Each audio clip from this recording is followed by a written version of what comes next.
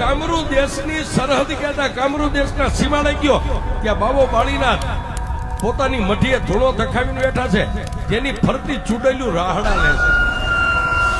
ત્યાં મેલડીની પાસે કેટલા દાગીના પડ્યા, આપણી પાસે ઘરેણા હોય ને એમાં બધા રહ્યા ને, એ મેલડીના દાગીના છે.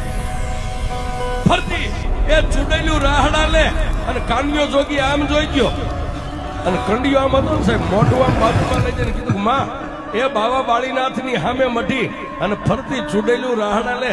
અને તેથી કાનિયા જોગીને માતા મેરડીએ કીધું કાનિયા થડકતો નહીં, બીતો નહીં, ધીમે ધીમે એ ડગલે ડગલે મને મેરડીને યાદ કરતો કરતો બાબા બાળીનાથની મઢીની બાજુમાં જા. કાનિયો જોગી કે પણ મારી આટલી બધી ચૂડેલું મને ભરખી જાય છે કે દીકરા તારે નથી જોવાનું. એ કાનિયા તને હજી મારી ભક્તિની ખબર છે, તને મારી શક્તિની ખબર નથી કે હું મેલડી કેવું. પણ એ કાનિયો જોગી બાબા બાળીનાથની મઢિયા નજીક હાવ પહોંચે, ચૂડેલું રાહડા રમતી એક બાજુ ઉભી રહી અને એક ચૂડેલ એટલું બોલી કે એ કાળા માથાના માનવી ક્યાંથી આવ્યો, ક્યાં જવું છે? કાનિયો જોગી કે મારું નામ કાનિયો જોગી છે, શિયાળા ગામથી આવું છું અને કામરૂ દેશ જોવા માટે નીકળ્યો છે.